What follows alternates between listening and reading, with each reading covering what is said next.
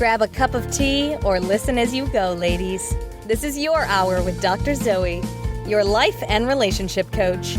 With encouragement, on-point insight, inspiring guests, health tips, and advice, Dr. Zoe helps busy women keep their mind in the game by redefining your superwoman. You're listening to The Dr. Zoe Show. Hey there. We're all about redefining your superwoman here. I'm your host, Dr. Zoe. I'm a licensed marriage and family therapist. I have a doctorate in clinical psychology. I am a life and relationship coach, and I can work with you virtually to help you get unstuck. You can connect with me by going to my website, drzoeshaw.com, or at Dr. Zoe Shaw at any of the social media handles. Today's topic is remember who you are. But first, it's always Superwoman win and Superwoman fail. So my win is that I am taking the weekend. My husband and I are going to get a hotel room at the beach, and we are going to film my new self-talk course. So it's like a getaway, just the two of us, but it's also a working weekend. But it's a win because I'm really excited. I've been working on this course and it's going to be launching in January. And now I just have to finish recording all the videos. And this course is going to be a super intense focus on your own self-talk. We're going to learn how it originates. You're going to learn how to recognize it. And I'm going to give you tools to transform it so that you can also transform your life and relationships. And I'm super excited about this because I do my self-talk work, obviously, in my therapy. I do it with you guys here on the podcast. But this is perfect for somebody who maybe doesn't want to do life coaching or therapy or doesn't feel they need to, but knows that they need to get control of their own self-talk. And they can just work on this little aspect and go about their life. So I am very excited to record it and get out my first course. And if this piques your interest and you think maybe this course might be for you, I've included an application in the show notes, and you can also go on my Instagram at Dr. Zoe Shaw and click on my bio, and you can apply for the course. And you can just hit me up if you have any questions about it. So that's my win. My fail is that my son had his very first opening night of his play at his college. He's a college freshman, if you guys haven't been following me. And I didn't get the tickets on time. We've been looking forward to going to opening night. He was the only freshman who got a lead, I believe the only freshman in the entire cast. And so we were really excited. And he got comped tickets for my husband and I, but I needed to get tickets for my other kiddos. And I got them too late. So a couple days before, I went online to get the tickets and they were all sold out. And the kids were really looking forward to going to seeing Kai in his play. So it was my fail. I just procrastinated thinking that the tickets would be there. So the good thing is that Stan and I still got to go. And I have a great friend who watched the kids for me so that we could go. It was a wonderful experience, but I just need to learn to stop procrastinating. So that night, I went and I bought the tickets for the closing a couple weeks from now. So we're all going to get to go as a family. So it works out, but the kids missed out on opening night. That was my fail. Gotta stop procrastinating.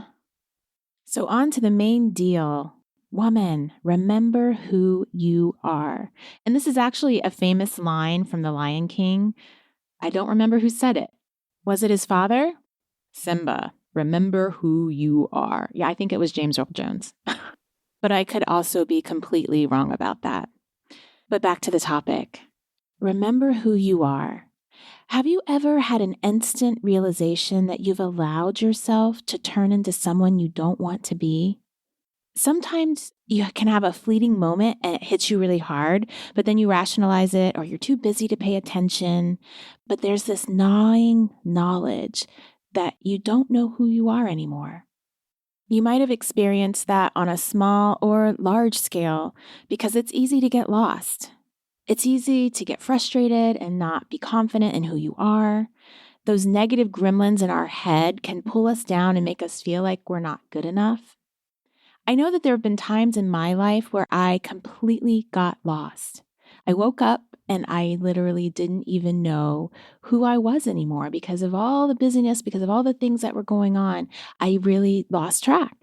And it took me a while to find my way back to me. And believe me, it's not a one and done. It's a continual practice. And I think especially for women, it's an expected struggle in general because we have different seasons of our lives. If we become mothers, it's actually necessary for the focus to be off of us. We are born nurturers and we're created to pour ourselves into those people that we take care of. And that's a good thing. And actually, this isn't only for women. Studies have shown that men who have babies, their testosterone actually lowers if they're in the same home with their babies. And that decreases their drive to go out and conquer and be super productive, which actually ensures the continuation of our species because caretakers have to have a psychological and physiological drive to care. So that all makes sense. But we also know that all of this hits women so much strongly than men, and it comes from the simple biology that a man can have a child and never even know it. And that is an impossibility for a woman. So it's easier for us to get lost. But for you guys who aren't parents, we don't only get lost in our parenting. We can get lost living someone else's dream for our life. Simba got lost. He allowed grief, guilt, and fear to allow him to hide out and become someone he wasn't. And that can and does happen to everyone. And so I'm here today to remind you, remember who you are. Remember who God made you to be. So if you heard that and you thought, well, I can only focus on the bad things about myself when I think about who I am, I want you to know that number one, that's a lie. You are not your mistakes. You are you who made some mistakes. One of my favorite sayings ever is that you are not required to be who you were 5 minutes ago. And it's so important to get that because as Anne Morrow Lindbergh said, when one is a stranger to oneself, then one is estranged from others too. So if you've lost who you are, you're going to see it in all aspects of your life, including your relationships. And remember, we can always use our deficits for good. We can use our shortcomings to inform us about ourselves, to tell us about others. And it's so important to reframe your negatives. That's a little bit about what my self-talk program is about. And it's not just a semantic game. It might sound like it. Well, yes, I'm just reframing it. I'm saying it in a different way. But what you have to understand is that your words are so very powerful. And the way that you say things to yourself about who you are, who the world is, affects you. Reframing our negative changes the way it lives in our brain so that we can use it as fuel. So, if you don't quite remember who you are and you're feeling a little bit lost, what can you do? I absolutely loved this exercise by Christina Conti. She said, think about if you were 98 years old and you're on your deathbed. What would you be most proud of in your life? So I want you to write down 3 things. Now, write down this question.